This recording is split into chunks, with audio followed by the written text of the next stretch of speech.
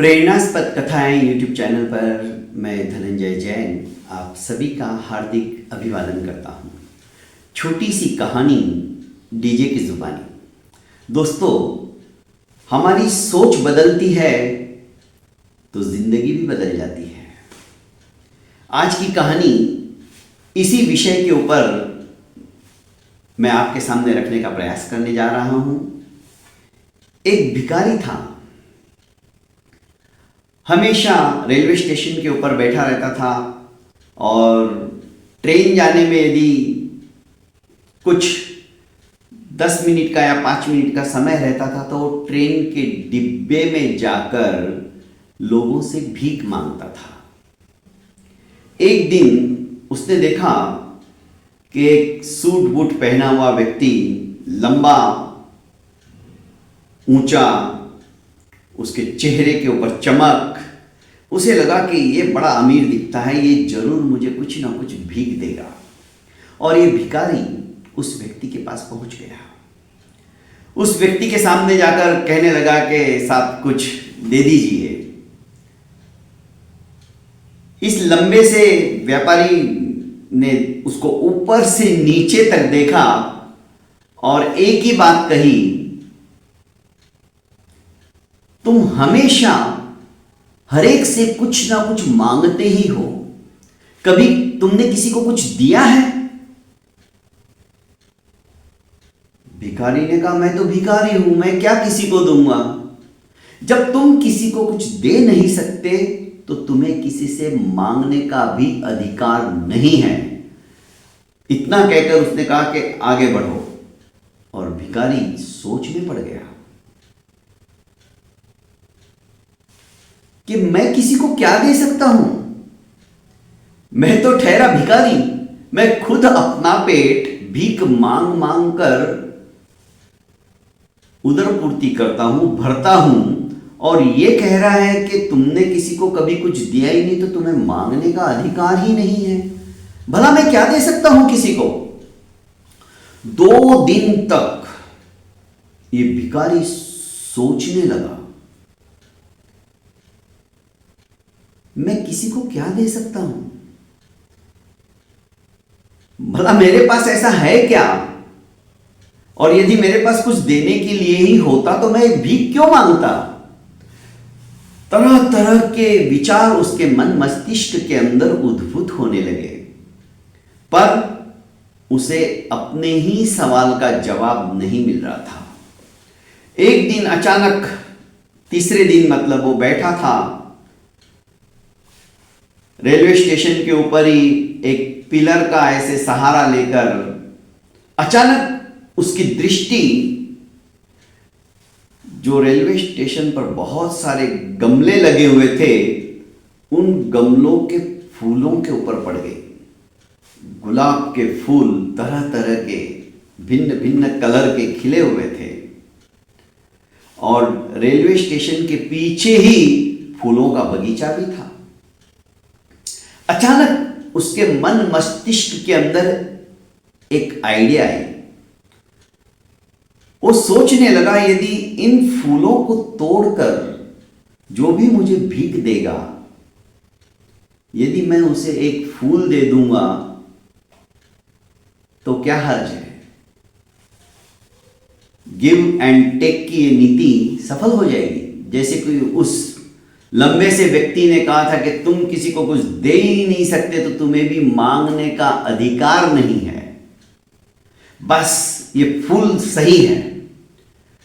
उसने 20-25 फूल तोड़े और अपने हाथों में इस तरह से रख लिए जैसे कि उसका गुलदस्ता बन गया हो। और जैसे ही उसे कोई भीख देता, 1 रुपया, 2 रुपया, 5 रुपया, जो भी, उसे वो एक फूल निकालकर बड़े प्यार से मुस्कुराहट के साथ में दे देता। लोग वहां भी उस फूल को लेकर बड़े खुश होते थे। अब धीरे धीरे 25 फूल के कप 50 फूल वो देने लगा और 50 के कप 100 देने लगा। उसे खुद को ही पता नहीं चला, पर उसने एक बात नोट की कि जब तक उसके हाथों में फूल रहते थे तब तक उसे भीख भी अच्छी मिल जाती थी, पर फूल खत्म होते ही रूटीन की तरह किसी ने दिया तो ठीक, नहीं दिया तो ठीक, किसी ने कहा आगे बढ़ो, पर उसकी आमदनी बढ़ने लगी। धीरे धीरे अपना उदर पूर्ति का व्यय करने के पश्चात जो भी पैसा बचता वो जमा करने लगा। कतिपय दिनों तक इसी तरह का उसका ये सिलसिला चलता रहा। करीब 6 महीने हो चुके थे। एक दिन वही व्यक्ति सूट बूट पहने हुए अपनी सीट पे बैठा हुआ था, इसके हाथ में फूल थे। इसने पहचान लिया और उसके पास आकर कहने लगा कि साहब, आज आपको देने के लिए मेरे पास भी कुछ है, क्या आप मुझे भीख दे सकते हो? इस सूट बूट व्यक्ति ने, पहने हुए व्यक्ति ने उसे ऊपर से नीचे तक फिर एक बार देखा और मुस्कुराया और कहा कि वाह, क्या बात है, तुमने तो कमाल कर दिया। और उसने अपने जेब से निकालकर 100 रुपए दे दिए। इसने भी जितने भी अपने हाथों में फूल थे वो सब के सब पकड़ा दिए। यह व्यक्ति बड़ा खुश हुआ जो सूट बूट पहने हुआ था और उसने कहा, आज तुम भी मेरी तरह व्यापारी बन गए हो।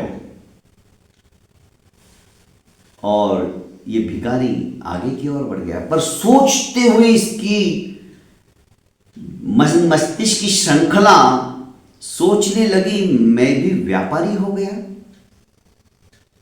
मैं तो अभी भी भिखारी हूं। पर इस व्यक्ति ने उसके भीतर छुपी हुई व्यापार करने की चिंगारी को तुली लगा दी, हवा दे दी, शोला भभक उठा, मन मस्तिष्क चलने लगा। लोगों की नजरों में मैं व्यापारी जरूर हूं, क्योंकि मेरे को फूलों के बदले में भीख देते हैं, पर ये भीख नहीं, दरअसल मेरे फूलों का मूल्य चुका रहे हैं। जो फूल बाजार के अंदर 10 रुपए का आता है, मुझे वो 1 रुपया देते हैं और खुशी खुशी ले लेते हैं। ये व्यापार बुद्धि उसके मन मस्तिष्क में जागृत हो गई। भला इतने सस्ते फूल इन्हें कहां मिलेंगे? अब उसने जो कुछ पैसा इकट्ठा किया था उससे एक एक दो दो फूल गमलों से तोड़ने के बजाय फूलों के व्यापारी जो बगीचे का मालिक था उसके पास गया और कहा कि भाई, ये पैसे लो और उसके बदले में मुझे फूल दो, क्योंकि अब मैंने भीख मांगना छोड़ दिया है। इस बगीचे के मालिक को भी आश्चर्य हुआ, अरे चलो, मेरी वजह से यदि कोई एक अच्छा काम करने जा रहा है तो मैं क्यों ना उसका सपोर्ट करूं, और उसको होलसेल के भाव से वो फूल देने लगा। अब ये भिखारी धीरे धीरे पहचान इसे हो गई कि फूलों को कौन नहीं चाहता है। जो जो चाहता है फूलों की खुशबू से अपना जीवन की शुरुआत करना चाहता है, ऐसे लोगों को फूल वितरित करने लगा। छोटे छोटे जो सड़क के ऊपर बैठकर फूलों को बेचते थे, उनको वो कम दाम में 1 रुपया मुश्किल से कमाकर, प्रॉफिट के पीछे 1 ही रुपया कमाता था, जो कि अपनी मिल्कियत लगी है, और दे देता। ये लोग भी सोचते थे चलो अपने को तो बहुत सस्ते में मिल रहा है। और इस तरह से ये भिखारी धीरे धीरे फूलों का व्यापारी बन गया। सोच बदलती जा रही थी, जिंदगी भी बदलती जा रही थी। बड़ा बनने के लिए दोस्तों कुछ बड़ा ही सोचना पड़ता है। छोटा सोचने वाला आदमी कभी भी बड़ा नहीं बन सकता है। अब ये भिखारी धीरे धीरे इसने अपने व्यापार को इस तरह से फैलाया कि ये व्यापारियों की श्रृंखला के अंदर इसका भी नाम आने लगा। करीब 2 साल के बाद वही व्यक्ति सूट बूट पहने हुए, और ये भी अभी सूट बूट पहने हुआ था, व्यापार के सिलसिले में दूसरे शहर जा रहा था। अचानक उस लंबे से व्यक्ति की और इसकी मुलाकात हो गई, तो इसने तो पहचान लिया और कहा कि साहब कैसे हो, आपने मुझे पहचाना क्या? ये सूट बूट पहने व्यक्ति ने उसे ऊपर से नीचे तक देखा और कहा कि नहीं, क्योंकि इसका तो हुलिया ही चेंज हो गया था। कहां फटे पुराने कपड़े और कहां सूट बूट पहने हुए, इत्र लगाए हुए, सेंट मारे हुए, चेहरे के ऊपर चमक। उसने कहा नहीं, शायद हम पहले कभी नहीं मिले। इस भिखारी ने कहा, नहीं साहब, हम तीसरी बार मिल रहे हैं, याद करो, पहली बार आपने कहा था कि तुम यदि किसी को कुछ दे नहीं सकते हो तो तुम्हें मांगने का भी अधिकार नहीं है। दूसरी बार आप जब मुझसे मिले तो मैंने आपको फूल दिए और बदले में आपने मुझे 100 का नोट थमाया था। वो 100 का नोट आज भी मैंने संभाल के रखा है। पर उस समय आपने कहा, वाह क्या बात है, आज तुम भी मेरी तरह व्यापारी बन गए हो। और आप देखिए आपके वचनों का मेरे जीवन के ऊपर क्या असर हुआ है। मेरी तो जिंदगी ही बदल गई। और आपने कहा था कि व्यापारी बन गए हो, अंदर की चिंगारी को आपने प्रज्वलित कर दिया और मैं सचमुच में व्यापारी बन गया। ये व्यक्ति बड़ा खुश हुआ और आज हम तीसरी बार मिल रहे हैं।